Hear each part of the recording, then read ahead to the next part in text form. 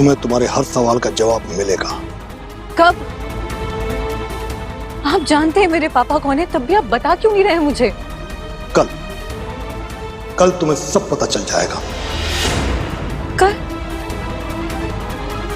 कल तो प्रोग्राम है, फिर कैसे? ठीक वैसे जैसे इन्होंने कहा कि प्रत्येक मनुष्य के जीवन में कहीं न कहीं कोई न कोई सच छिपा रहता है। जब वो सच उजागर होता है तो हैरान हो जाता है, बस वैसे ही।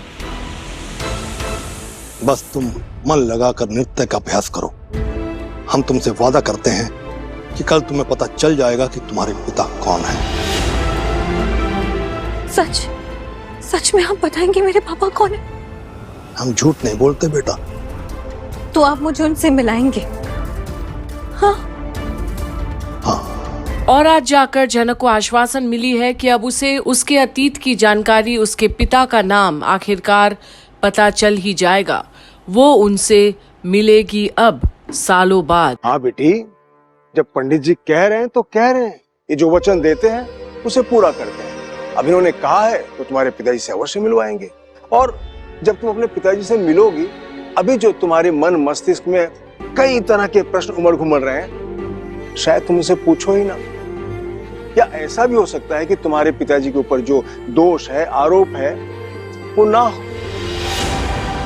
या तुम्हारे पिताजी के ऊपर जो भी दोष या आरोप हो, वो सब झूठ हो। झूठ नहीं हो सकता, क्योंकि मेरी माँ झूठ नहीं बोलती थी।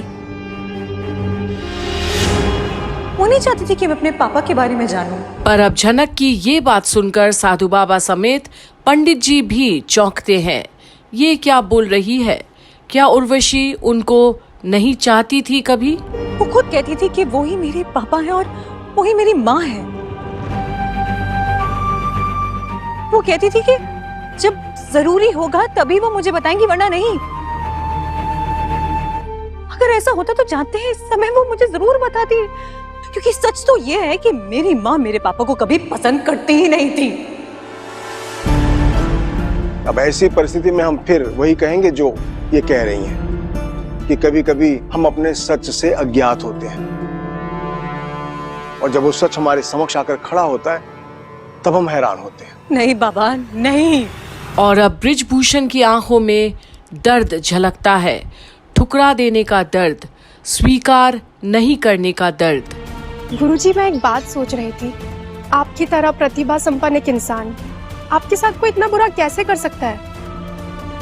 आपसे आपका नाम, शोहरत सब छीनकर आपको कंगाल बना दिया गया।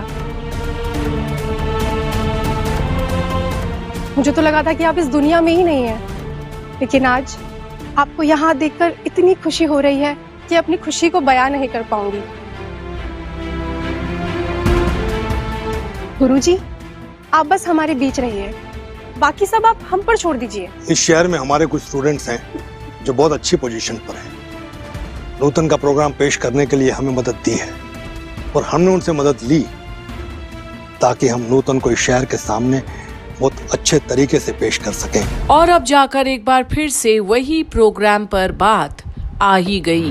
पंडित जी कला के बहुत बड़े पारखी हैं। इनकी गहरी दृष्टि से किसी भी कलाकार की प्रतिभा नहीं छिप सकती।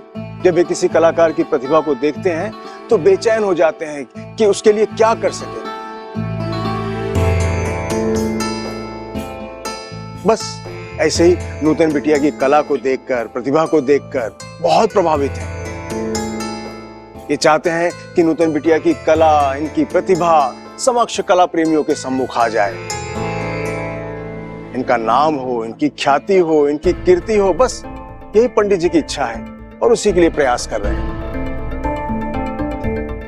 जाओ बेटा सरस्वती, नूतन को सजा कर लेकर आओ। जी गुरुजी। अब लेकिन आपने वादा किया है मुझसे कि कल आप मुझे मेरे पापा के बारे में सब कुछ सच सच बताएंगे। बताएंगे ही नहीं, तुम्हें मिलवाएंगे भी।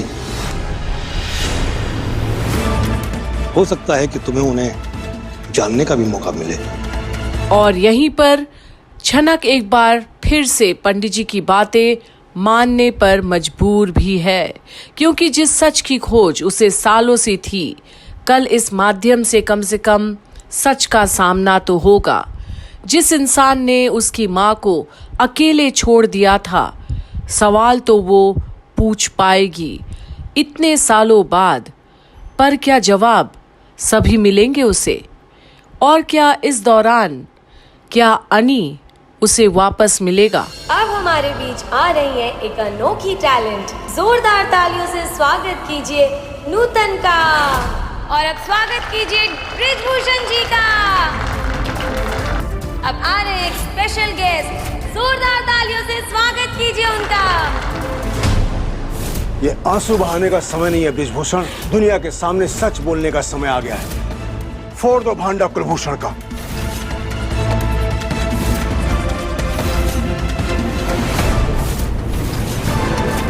जनक नहीं, ये नूतन है, हमारी बेटी है। बने रहिए कंप्लीट बॉलीवुड पर छनक की आगे की सारी अपडेट्स के लिए।